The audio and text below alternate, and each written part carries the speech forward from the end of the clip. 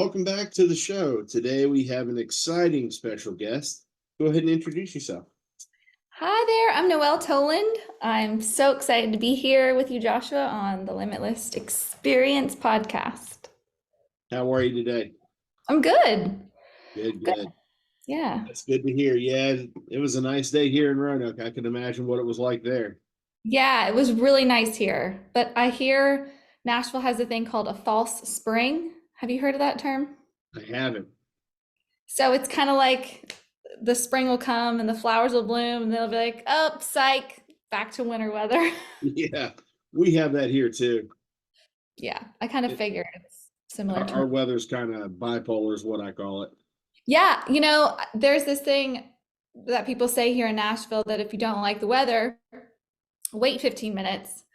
And I like to say that the weather here needs a therapist because it can't figure out who it is Exactly. as an identity crisis. So, jumping right in, can you provide us some an overview of your musical journey from your upbringing in a small vineyard town in North Plains, Oregon, to pursue your career in country music and the eventual discovery of your artistic niche? Yeah. I'm like you said, I'm from a small town in Oregon. I grew up listening to country radio, so I always had aspirations to do what I heard on the radio, whatever that meant, like singing, songwriting. And I loved and identified with the stories that country music told. And I ended up making the move here to Nashville. I moved to LA for college and was living there, and then moved here. And as soon as I moved here, I just went like 0 to 60 with focus on songwriting and wanted to independently release my own music. So I set out to do an EP, a 4-track EP, and knew that the songs had to be well written. So I got laser focused and just tried to immerse myself here in the community and to learn as much as possible and grow and yeah, I love country music more than anything, and I'm kind of obsessed with it. And I'm very grateful to be here. And I released that EP that I set out to make in May of last year, and I've released several singles since then. And I actually just released my cover of Walk Away Joe, which has been a dream come true. It's one of my favorite songs. I think it's one of the greatest songs ever written, recorded by one of the greatest artists ever in the history of not only country music but music itself, Trisha Yearwood. So I'm very very grateful for that and to be able to cover that. And yeah, and I've got lots of new music coming out, so I've got the balls rolling. There you go. Yeah, that was going to be my second question is the cover of Walk Away Joe. Of course, it's a truly remarkable song. Um, what was the decision making process like behind reinterpreting the classic? And can you share some insights on the creativity that was involved in making it kind of uniquely yours? Yeah, that's a great question. I love that song since I was very little, and it was a very special song to me because my mom would have me sing it around the house with like a pin, like as a microphone, and I would sing it and for her, and it's always been a special song for us, and I've always loved that song so much. And I wanted to release some covers that if people weren't familiar with my music, perhaps they might get introduced to my originals through a cover that they may know already and like. So it's probably my favorite country song of all time. So I just said, I have to cover this. So I worked with Sean Paddock as a producer on this song, who was Kenny Chesney's drummer for many years. He was amazing to work with, not just so talented and so skilled and has an eye and an ear for things and he comes as a drummer. I think that lended itself to this song because the beat is interpreted differently and executed differently than the original. And that's all him. He did a phenomenal job, and he was so much fun to work with. It was a joy to work with him, and he really made it something, took it to another level that I couldn't even imagine. So a lot of that is owed to him and to his point of view and his creative instinct. So, but you know, it is difficult and it's tricky with covers. You want to honor the great song, right? But you also need to make it your own as an artist so that you're not carbon copying the original artist. So it's definitely a tricky situation, but I was in good hands with Sean Paddock. He was amazing. Yeah, and see that that is so cool because for you know, you to have that song that you enjoyed growing up, and then now you've got that chance to do your own rendition of it. I mean, that's just where it's at, you know. It's not many people can do that, can say that they've done something that they've looked up to and idolized, and take that original and make it their own. Yeah, it's very difficult to do. Yes, I could only imagine, and I would imagine there was some sort of pressure behind it too, just to kind of, you know, like you said, make it do justice to what she did, all by making it your own at the same time. Yeah, yeah, you're so right. And it wasn't just I'm the artist on this, right? This track, but it's also the reason it sounds the way it does, or like what have you, a lot of it's owed to the people I worked with that helped bring it together. And it's important to have a really good team around you to bring art to life. And yeah, I'm very, very grateful. Very grateful. So with the fusion of 90s country and the seductive soul in your latest EP, what inspired this genre blending, and how has it influenced your approach to creating original music? Yeah, it's a great question. I think we're all formed by the music that we listen to as kids. And in my household growing up, I'm an only child and I grew up in the country with my parents. So a lot of the times, and my dog, Maxwell, there's us four. Uh, but growing up, my parents would play like their own CDs or records that they loved. And my father loved soul music and introduced me to Al Green, Aretha, Marvin Gaye. And my mom loved singer-songwriters and country music. So through her, I got introduced to Patsy Cline and Carly Simon and James Taylor. James Taylor was the first concert I ever went to. My mom took me when I was 7. And Wow. that, I think, alchemy of those two genres coming together, combined with my obsession with country music, lends itself to who I am now, today. And I think just my love of soul music and country music is just ingrained in my DNA. And I think it's those two genres are very important to me, and I love the fusion of them both. And I love the songwriting and the storytelling from the era of 90s country so much. And see, that's very cool, you know, to have that ability to take the best of both worlds, because, you know, not only are there immensely popular and great country music stars out there, but then you've got, you know, the people you just mentioned are, you know, are one of the top people in soul music, you know. Yeah. And it's just crazy because everybody, when you speak of Aretha Franklin and Marvin Gaye, everybody knows who they are. And Yeah. then vice versa, people who aren't well versed in country, if you were to say, Kenny Chesney and, Trisha Yearwood, they know who they are. Hmm. Yeah, that's a good point.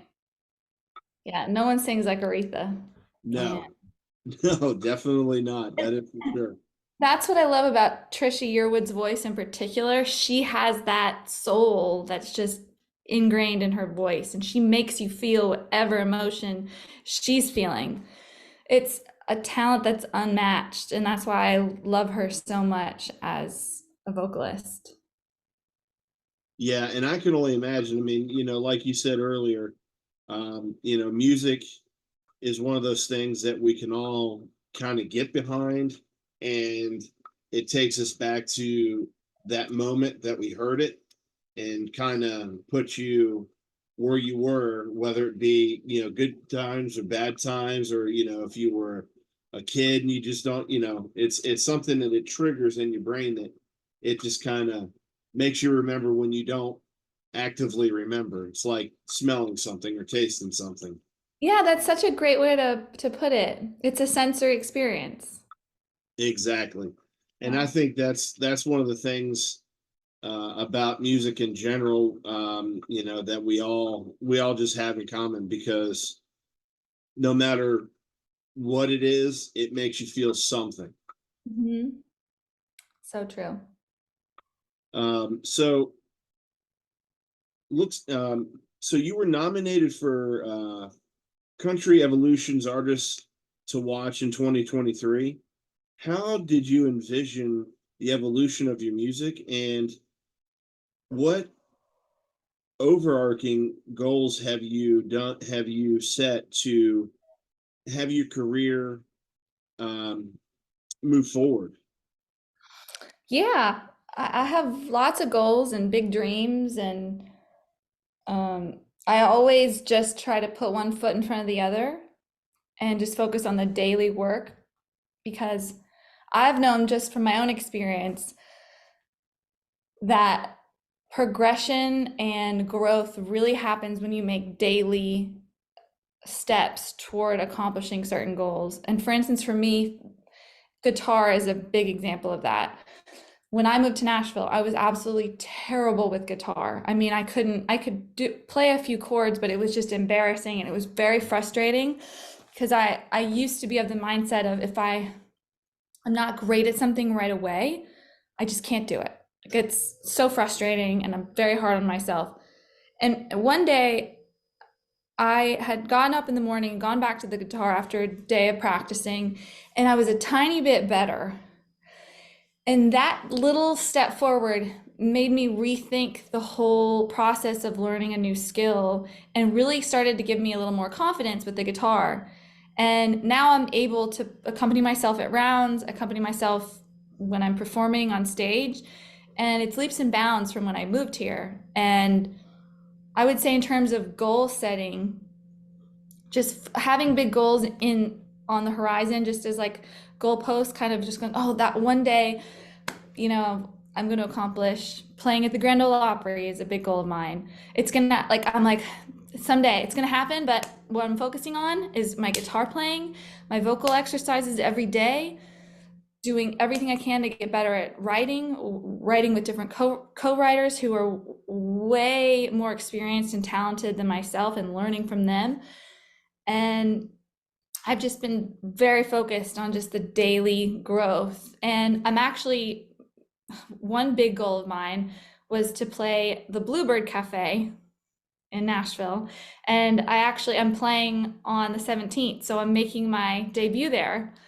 And I Wow, haven't actually announced that yet on social media. So you're one of the first to know. But that's awesome. yeah, and that was a big goal of mine. And I saw it and visualized and really just but focused on the daily tasks that I could to get to the big goals. So that's something I've learned is just doing something a little bit every day leads to big changes.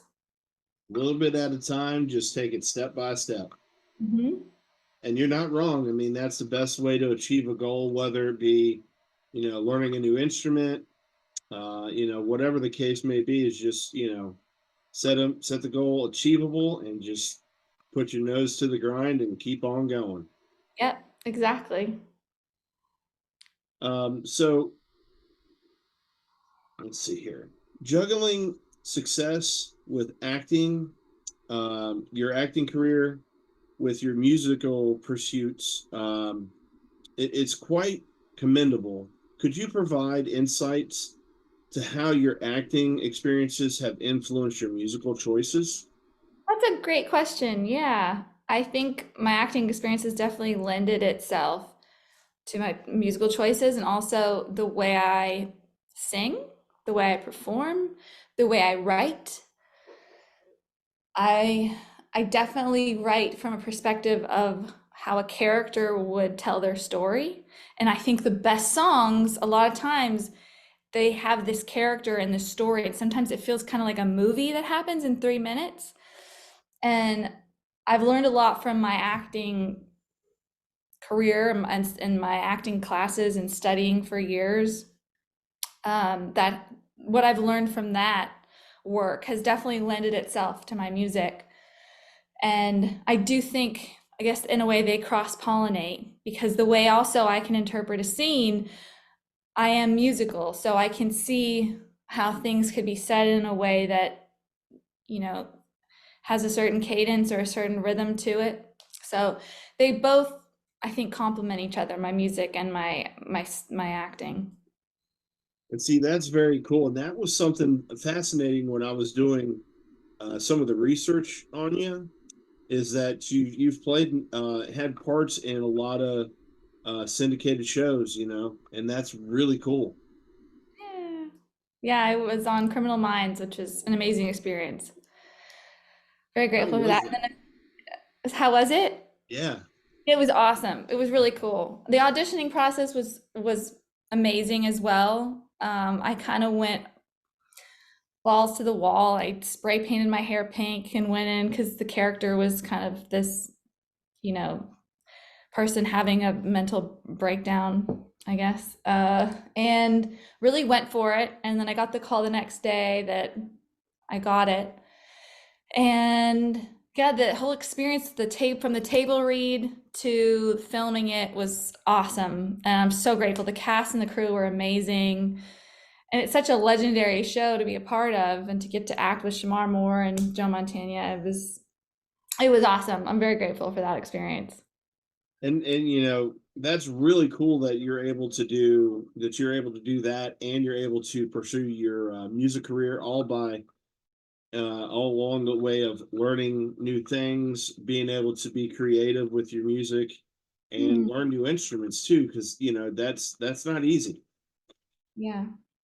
Yeah, it's a lot, but kind of going back to what we were talking about, it's just a little bit every day. A little bit every day. And And it's not work if you enjoy what you do and you're passionate about what you do. So, yeah. when you can get up every day and do what you love, Mhm. that's just perfect. Yeah.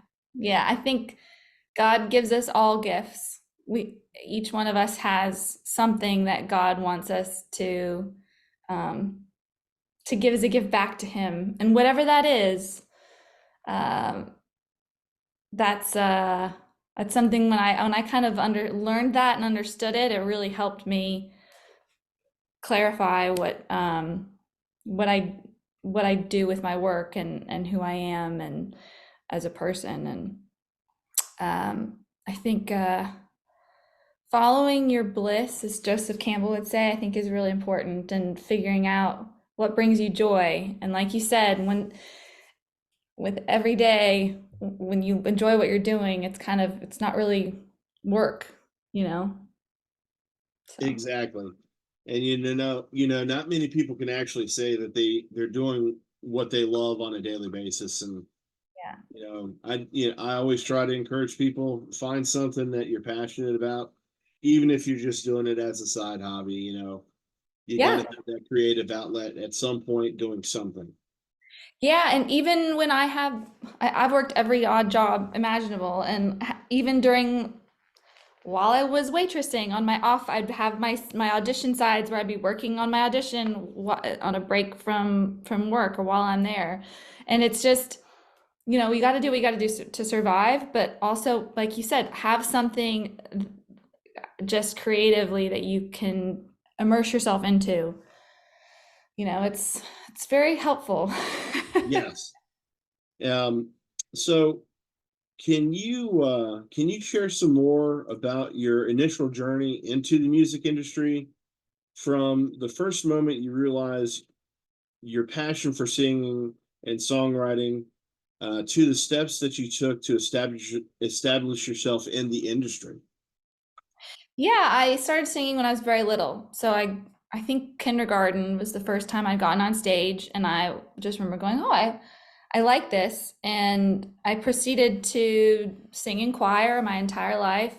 That translated into musical theater, and it was always something I knew I wanted to do. I just didn't know how. Like, I didn't know what I was doing. And it wasn't until I moved to Nashville, I really kind of sat down with myself and just tried to take a different point of view of, not, this is not just a creative endeavor, this is also a business. And how do I approach it in a way where uh, I'm a I'm gonna attack this as, or not attack, but like, set out to not just make music, but make music and then get people to hear it, right? So marketing comes into play. And so I I really set out to, I got like tons of marketing books and just like online classes, and tried to figure out how to teach myself about the bit, all my, I've got like my 6 steps to songwriting success and all my little songwriting books here, and all the things. I tried to approach it from a business side as well, because I really had no idea what I was doing. I mean, I have no idea what I'm doing. I'm just like, I don't know what I'm doing, but we're gonna have a great attitude, and we're just gonna work hard and keep getting better and learning and performing and doing as much as I can in terms of saying yes to every opportunity that comes my way. But I would say approaching this art form also from a business standpoint was very helpful to me. And it also kind of, it took out the personal kind of like, when you get rejected, you're Yeah. like, it's like, oh, you suck. And it's kind of like, at this point, I'm kind of like, all right, well, I don't care. Like, I've been rejected so many times. I'm like, I have leather skin. Like, it doesn't even phase me. So that helped really like not take it so personally when things aren't going bad. It's just like, okay, well, what can we do to get the message out there and promote my music better? So approaching it from a business standpoint really helped me, if that makes sense. It does, yeah. It pulls well, not really the emotion, but it pulls the emotional response out, because you're going, yeah, you may not like this, but that's okay. There are other people that do. Yeah. And Yeah. Yeah.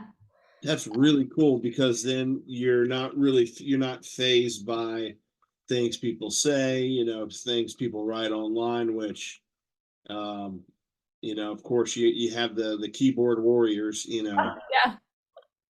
but that's a really interesting thing to hear, because this day and age, especially, everybody is kind of worried about what the other person thinks about them and what they're saying when they're not around, kind of thing. And I think if we had more people like yourself that are just like, let's just go, let's focus on me, who cares what they think? Yeah. You can't please everyone. So it's like not even worth trying. Like Exactly. you gotta make music for yourself. You gotta write for yourself. You gotta paint for yourself.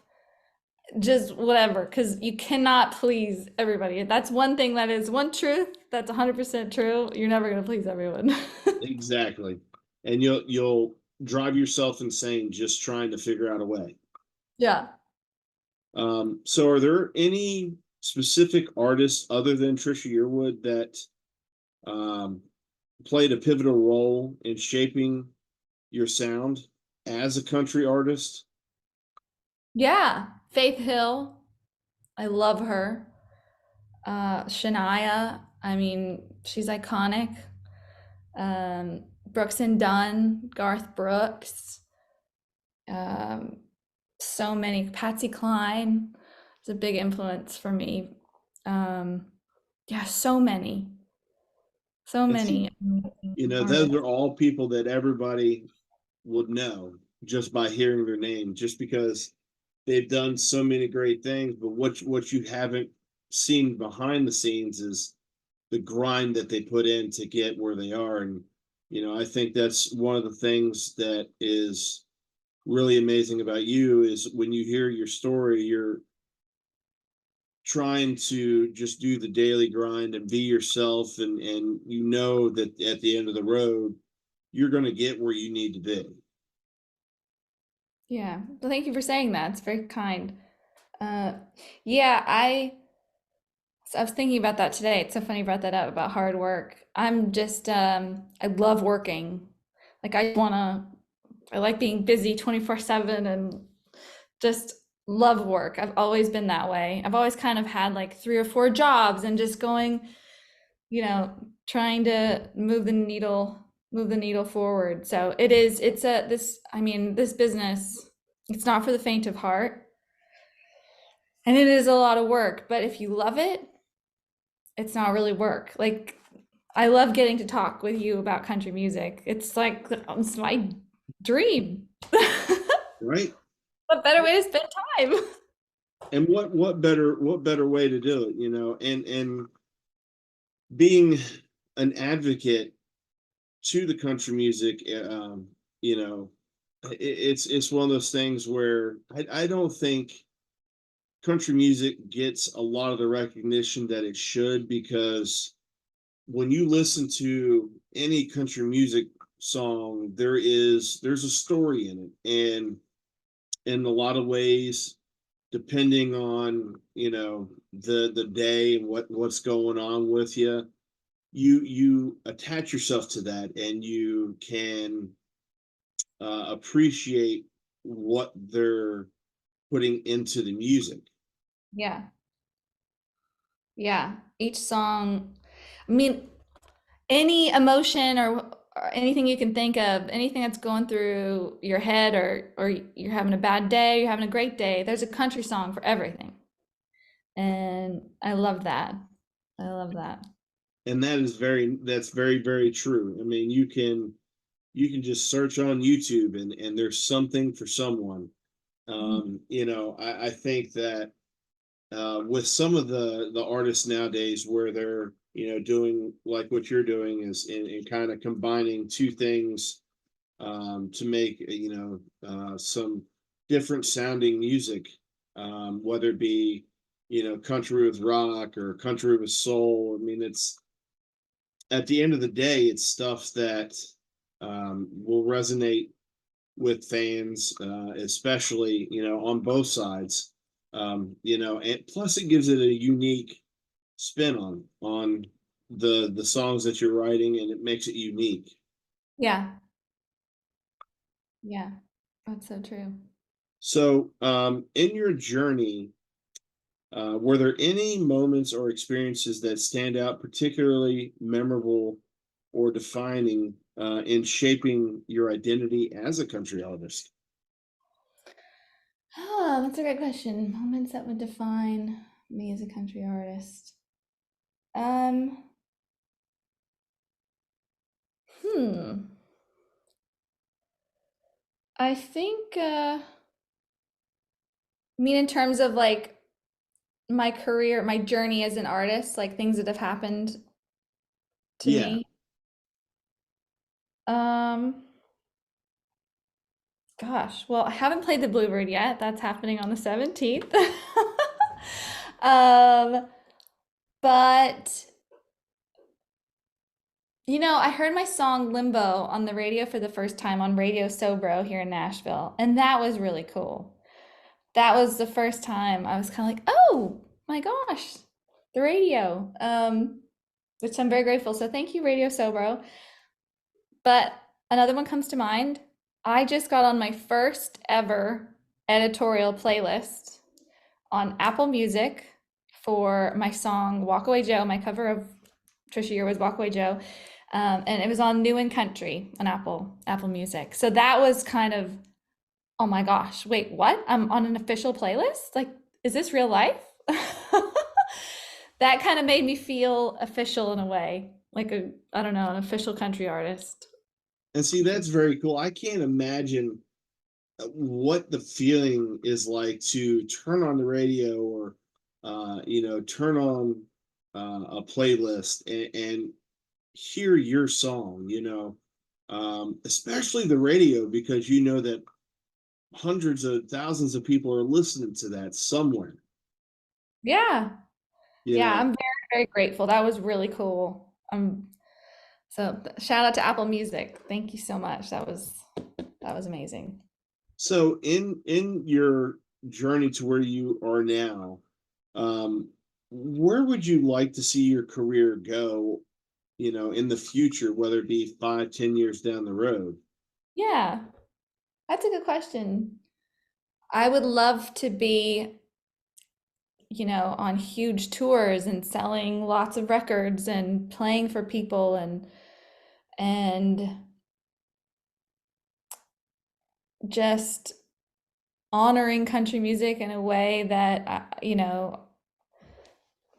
I hope stands the test of time and release I want to do a whole an album so bad. And I don't know, I was talking with a I was co-writing a song today, and I was like, I don't know how it's gonna happen, but like I'm trying to manifest a record deal. And so yeah, so I want to make lots and lots of music and tour and play for people and honor country music the way it deserves to be honored. That's how I see myself in 10 years. And now, as far as people finding, your songs like "Walk Away Joe," you mentioned Apple Music. What other platforms are you on? Yeah, my music's on all the platforms. So wherever you listen to music, you can listen to my songs. And I'm very active on social media. I'm on Instagram. My handle's at Noelle Toland, just my name. I'm also active on Facebook at Noelle Toland, X/Twitter at Noelle Toland, and on TikTok, I'm at Noelle Toland Music. Very cool. So one question I do like to ask everyone that I talk to, because I feel that it's somewhat important in our daily lives, is um, three things they're grateful for. Just because I feel like it uh, puts everything back into perspective for us on what we're actually doing on a day-to-day basis. Yeah, I would say I'm grateful for my parents, their support. I'm very grateful for everything they've done for me, and they're my biggest cheerleaders. Um, I would say my doggy Velvet, she's my best friend. I'm obsessed with my dog, like crazy lady with her. We'll show everyone pictures of my dog, like I'm obsessed. And I'm grateful to be in Nashville.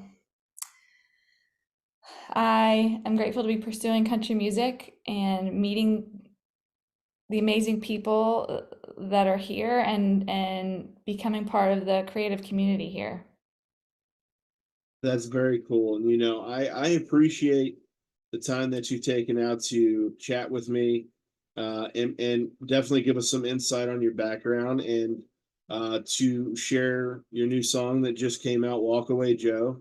So if you haven't heard it, make sure you go find it and listen to it. Thank you so much. I really appreciate it, Joshua. Absolutely. I appreciate your time, and I hope you have a good rest of the afternoon. Thank you, Joshua. This has been awesome. I so appreciate you taking the time to speak with me, and I hope you have a great rest of your evening. You too. It's been a lot of fun. It was my pleasure. Thank you. Thank you.